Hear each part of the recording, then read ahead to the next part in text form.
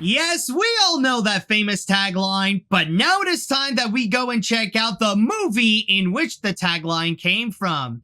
That's right, I am going to be checking out the 1979 horror classic Alien, directed by Ridley Scott. And before I go and inspect this movie, I just want to tell you a little bit of my personal background with the Alien franchise.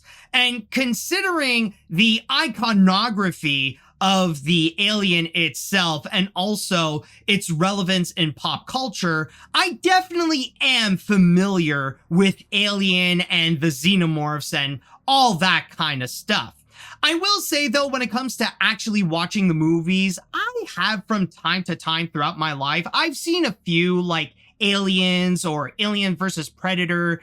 But I will say, though, that they're not necessarily stuff that really like latched on to my brain, or not necessarily moments that like I would like really remember or give so much of my focus to. It's just that because of its popularity within pop culture, it does give me the knowledge to know what are the basics of the xenomorphs and who are these aliens and what do they do? What are their abilities? How do they go and hunt humans and all that kind of stuff? And yes, I will say there was probably one or a few points in my life where I have seen the original Alien, but I will admit my memory is not so fresh. So of course, for this review, I have to go and check it out.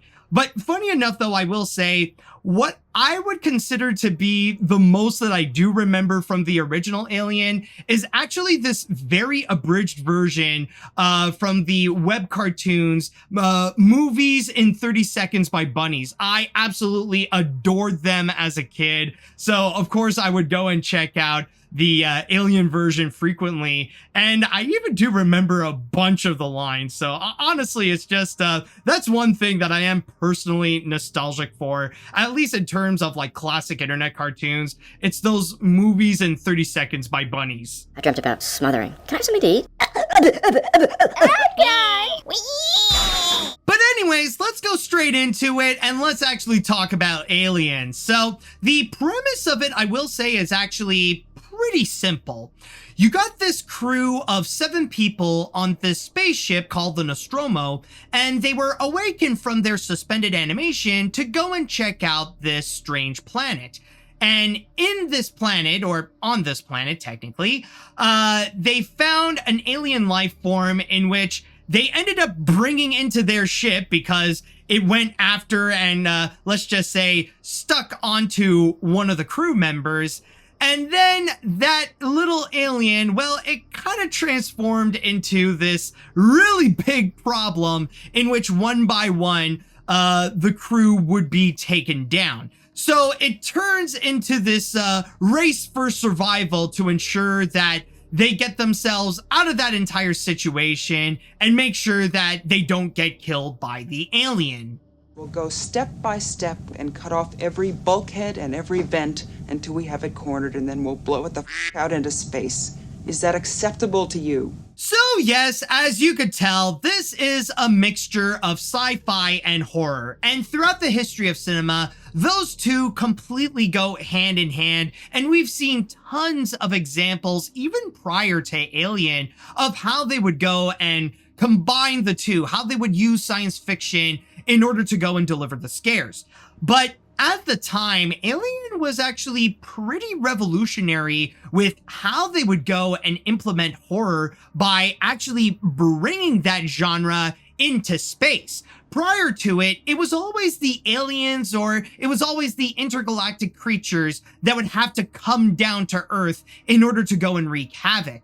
But this time around, they decided to go and switch the roles, where now we bring in the humans and put them in a horror scenario in space, in which it actually does make it a little bit scarier, or a lot scarier in a sense, especially with the fact that now there is this element of isolation, where now you're completely separated from civilization. And in terms of the tools of what you have in order to go and try to survive this adventure, well, you're only limited to whatever is available in the Nostromo, along with the intellect of the other people in the crew, if they would be able to go and survive this alien attack. The rest of it, however, is pretty much unknown. In fact, a lot of the scariness of this movie is the fact that you don't know anything else that is going on. You don't know what you're up against. You don't know what this alien is. You don't know its weaknesses. You don't know how to go and outsmart it. You don't know its abilities. You don't know what it can do. So there is that factor that you have no idea what you're up against, and not even with advanced technology that is within the spacecraft, like nothing can go and actually help you. You're pretty much stuck in this scenario where you're up against a monster and you honestly don't know what else to do. You don't know how to go and combat it, and you don't know anything else. I know that technically this is something that we probably have seen in other horror features as well, but I think with this one, it really does take it up to the next level, because at least with the previous other features, you would be on Earth, it's in an area that people are familiar with, or at least on a planet that people are familiar with, even if they would be isolated in this abandoned place, at least it is on Earth. In space, on the other hand, there is like a 0% chance that anyone can go and help you. You're like literally light years away from your home or from literally anyone else. So at that point, you really are just on your own. And the only people that are in this movie are those 7 crew members, and that's it. And if they're not good enough to go and combat this creature, then yeah, all hope is pretty much lost. We found this laying there. No blood, no Dallas. But then again, that is also the fun of this entire movie. It's the experience of trying to discover what is going on. It's trying to discover what is this alien? What is it capable of doing? How does it evolve? How does it change? What abilities does it have? And considering that it is a monster flick in a way, how does it go and actually kill people? And even though you don't get to actually see the kills, because this is not like a slasher movie where part of the fun is to actually see how the monster would go and kill people. It's more of the survival aspect where you're pretty much stuck in this isolated area with this monster, and these people are just trying to do their best in order to go and survive, or even trying to find a way to go and counter it. And on top of that element of trying to discover this alien in particular, as it slowly but surely unravels itself and presents how it is a threat to these crew members. But on top of that, you also get to learn a little bit more about what is their mission? Like, why is it that we have this entire scenario in the first place? Why is it that these 7 crew members are in space? Like, what are they out there to do to begin with? Like, we don't actually know about these things when coming in. Like, we're just jumping straight into this situation without any explanation, but then slowly but surely it does unravel itself. So there are those elements where you do get to discover, and it slowly reveals what this world building is all about. So there is that sense of discovery that does make it increasingly engaging as the movie goes along. That transmission. Mother's deciphered part of it. It doesn't look like an SOS. What is it then? Well, it looks like a warning. But on top of that, in which it makes it engaging, there is also the factor that as the movie progresses, it also becomes more and more intense. The more that the alien kills people one by one, the more intense it actually gets in terms of their situation becomes a lot more dire. There are few people that are able to stick together in order to go and survive. And you can imagine where the situation would go and become more and more desperate at that point, especially when Ripley would have to be on her own in this situation. Like, I will say that climax, oh my goodness, that was absolutely intense when she would go and activate the self-destruct sequence for the Nostromo.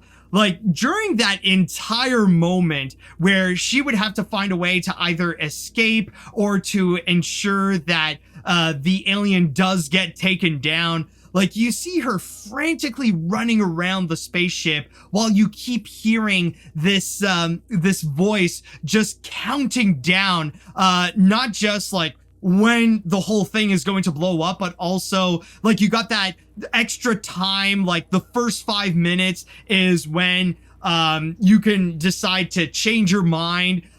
So throughout that entire time, like, yeah, it does get pretty intense, and like the heat is on the more you see like the countdown just getting lower and lower, and Ripley is just there trying to do her best to find a way to, like, for her to survive in this scenario, both making sure that she can escape the Nostromo and make sure she doesn't get killed by the xenomorph.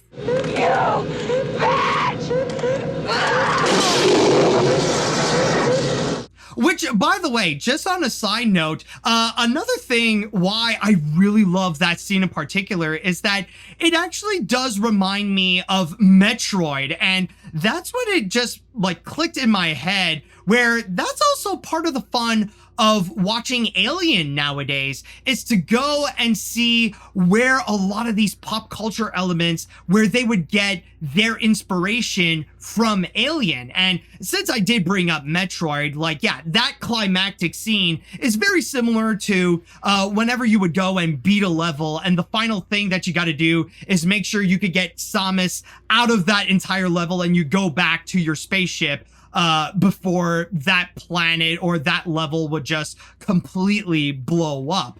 And that's when suddenly I did recall that it is true that the people at Nintendo were heavily inspired by Alien in order to create the Metroid video games. And then that's when I realized, like, more and more I see like specific elements here and there where you would find like, oh yeah, that's where this that's where this thing got it from, that's where that thing got it from. So I guess that is, like, again, part of the fun of experiencing Alien nowadays, because of its massive influence in pop culture. That's where you would find the origins of many different elements that you would find in, like, video games, TV shows, other movies, and so much more.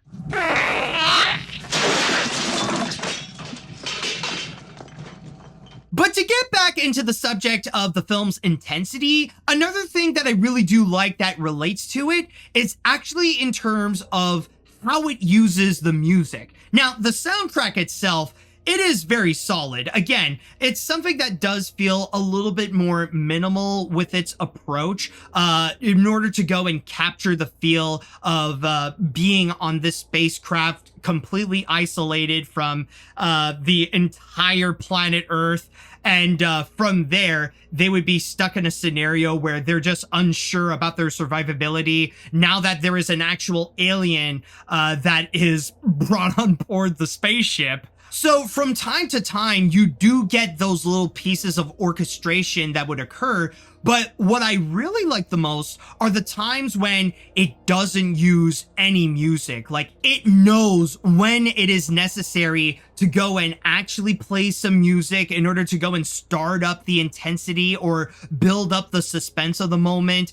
But then suddenly, when there is, like, real terror that is about to happen, or when you know that, like, something is really gonna go down, then that's when it becomes completely silent, and that's when you are completely dependent on either just the visuals to see what is going on around the characters, or just from the sound effects, where you have to like really listen carefully to what is going on in the Nostromo to ensure if you know, like, if it's actually something that is rattling around inside the spacecraft, or maybe it's just the cat that likes to do its frequent jump scares as a red herring. But still, though, I definitely do applaud both the music and the sound effects, really building up the atmosphere of this feature. Come on, baby.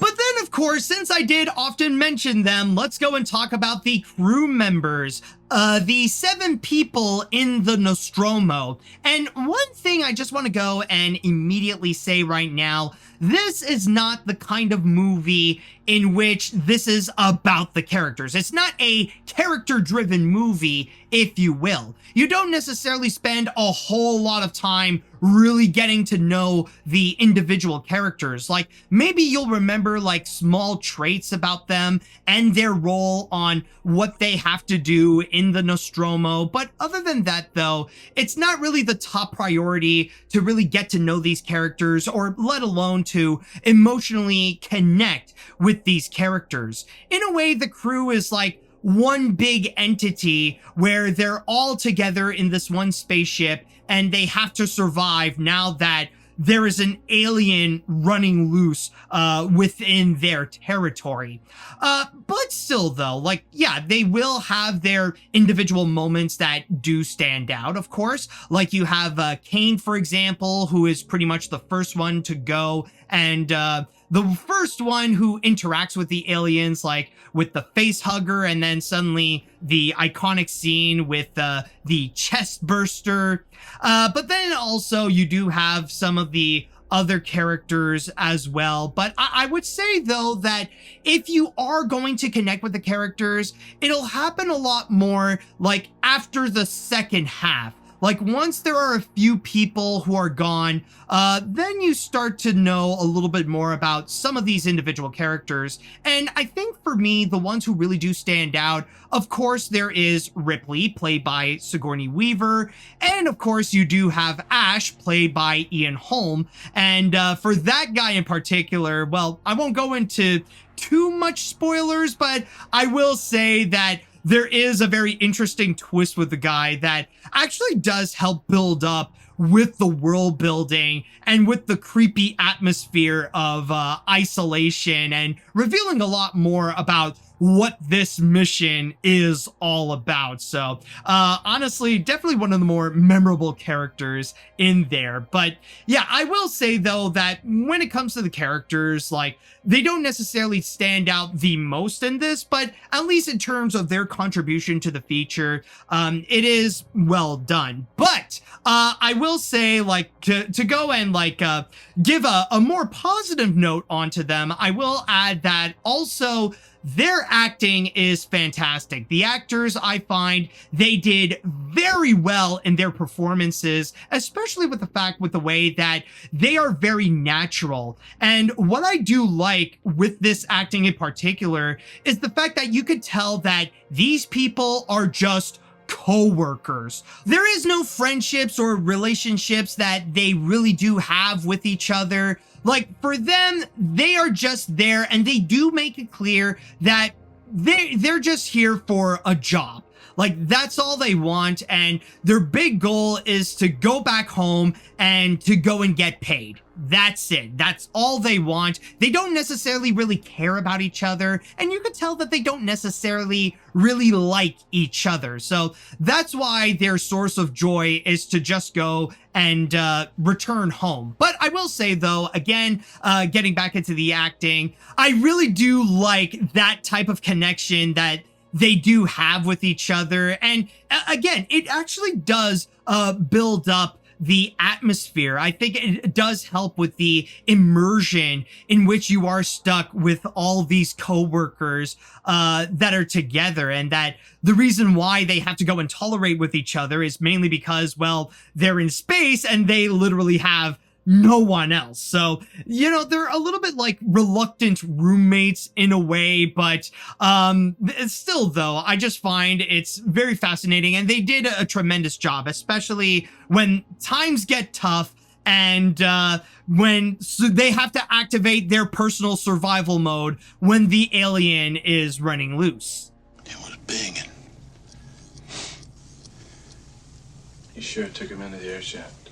Disappeared into one of the cooling ducts. But if there is one thing that I gotta say I adore from this movie, it's gotta be the production design. That is probably my favorite thing from this entire feature. And I kind of feel surprised that actually turned out to be my favorite thing, considering that it does have a simple premise, and yet the visuals are just so complex, where it really does capture the isolation of space, where it really does make you feel like you're in this massive open area, even if you are in a place like the planet that they would go and visit, and then they would go into this strange alien spacecraft that isn't necessarily related to the xenomorphs, or even if you're in the Nostromo. I think what they built is actually very beautiful, and it's very impressive, where they would go and really capture this very grand scale,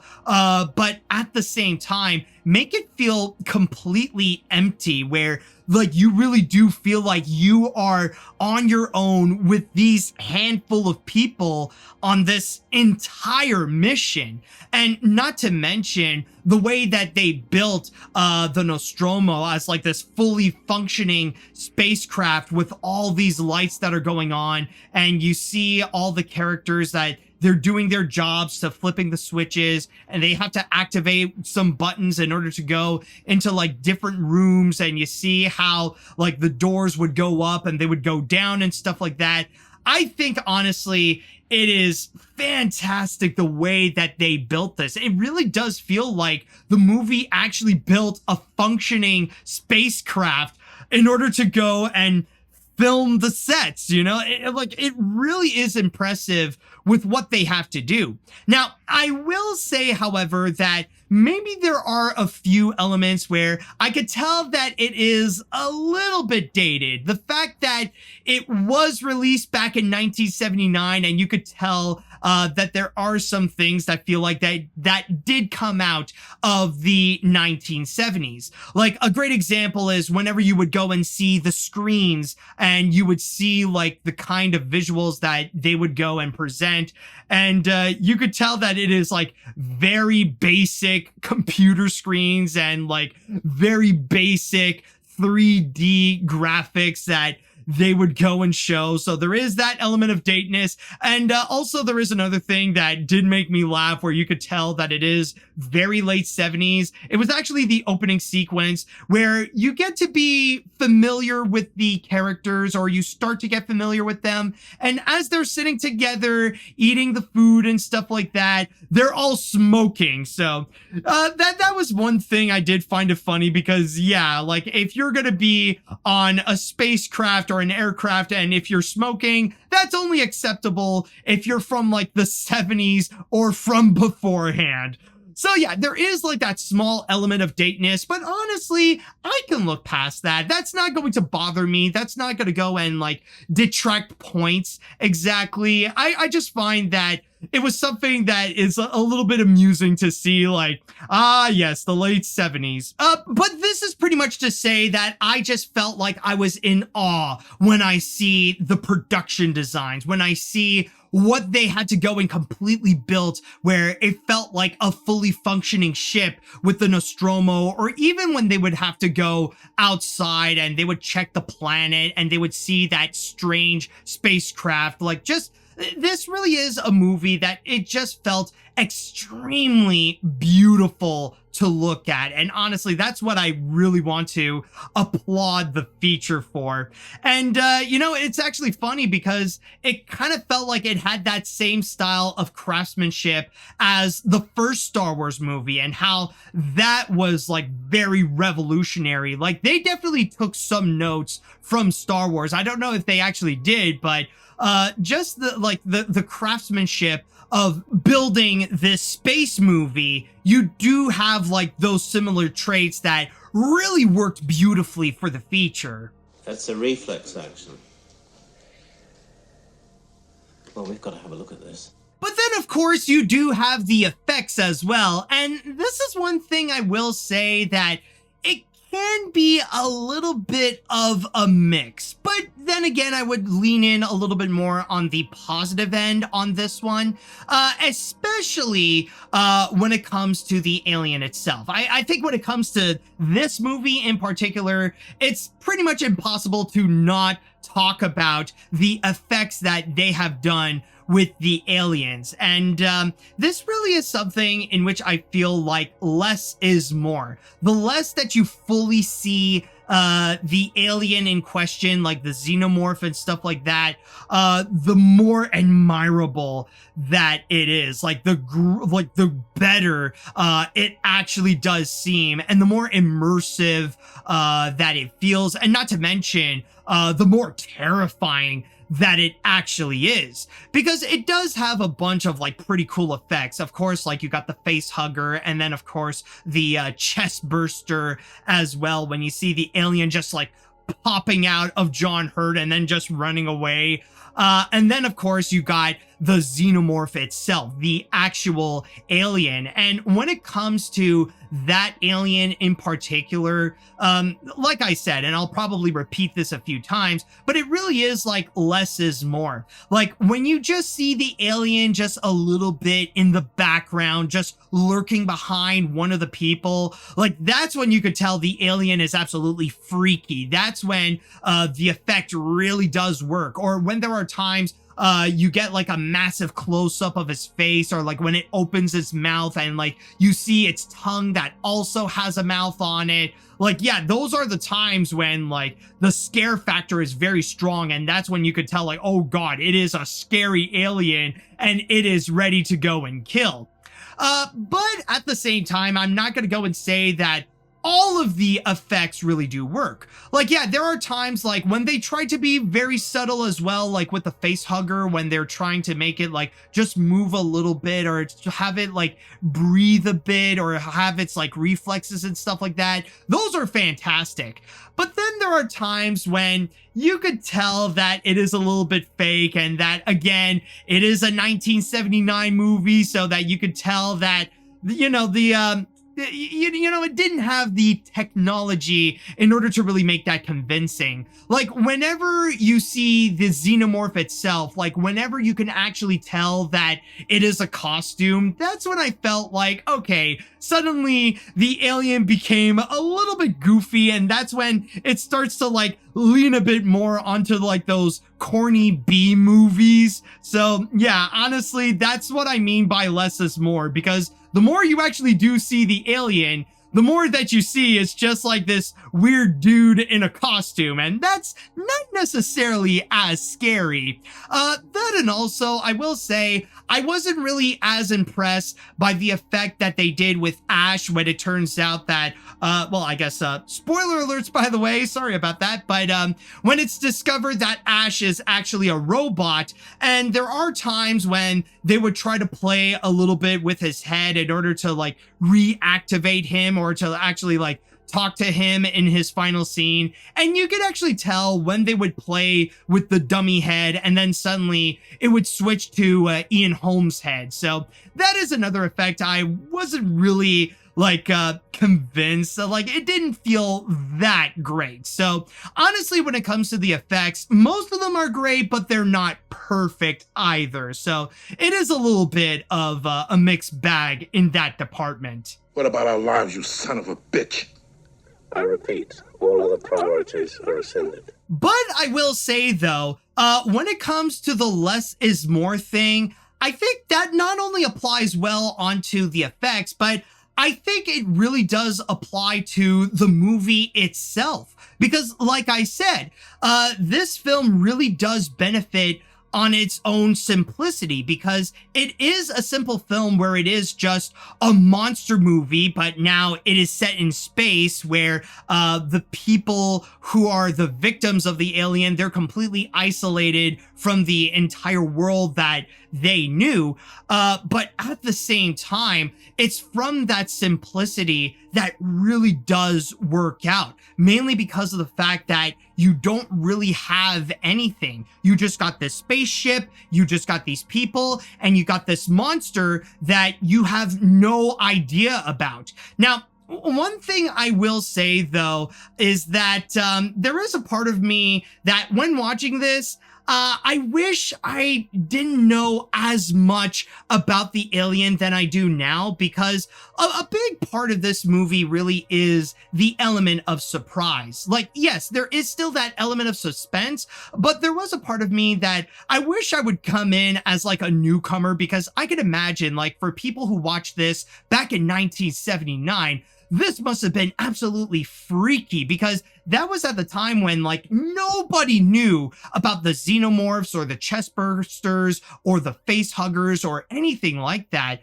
So, like, coming in completely fresh, I can imagine how freaky it is, because there is that element of surprise and that you're pretty much as clueless as to what's going on compared to, or like, just like with the characters in the movie. So I can imagine how that would be such a beautiful experience right there. But still, though, like, even though I didn't necessarily have that element of surprise because I am familiar with these aliens, still, though, I think they nailed the suspense factor beautifully. I think that worked out extremely well, and it really did help in terms of the engagement. And that's kind of all that this movie really needed. Like, whatever complexities that they would have, they would just save it for the visuals, you know? They, like, in order to make the film, like, visually stunning, to really sell on the idea that you're in a spacecraft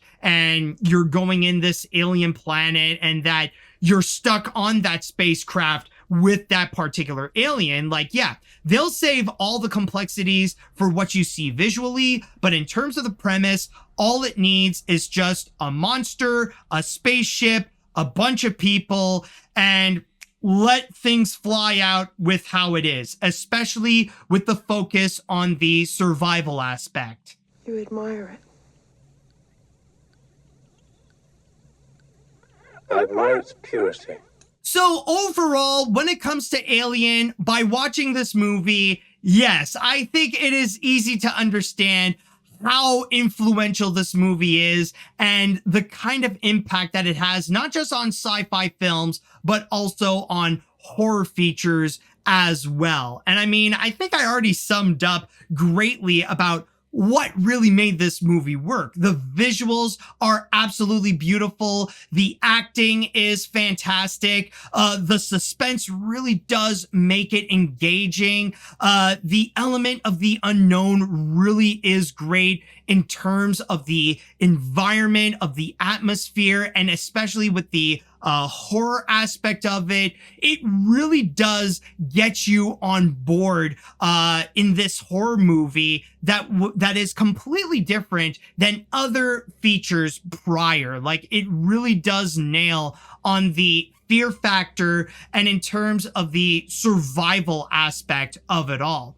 Now, I'll just say right now that the only people that I can imagine who wouldn't be on board with this film are those who are not particularly fans of sci-fi or horror. If those aren't your thing, then I couldn't imagine if you would really be engaged with watching Alien. But other than that, though, I do find that this is a must-watch movie in general, especially with its impact on cinema and pop culture. I think this is absolutely worth checking out. I think it is worth experiencing how Alien really did shape up the sci-fi horror genre and become this phenomenon that we know today. And as for my rating, even though I don't necessarily find it to be a perfect movie, especially with some of the effects, I'm gonna go and give this a 9 out of 10 with the AniMat seal of approval. Still, like, I mean, it's not like a perfect movie per se,